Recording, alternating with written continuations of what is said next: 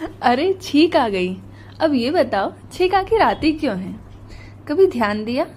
छींक इतनी अचानक आती है कि कुछ अच्छू बोलते बोलते दुनिया हिल जाती है। असल में छींक हमारे शरीर का क्लीनिंग सिस्टम है।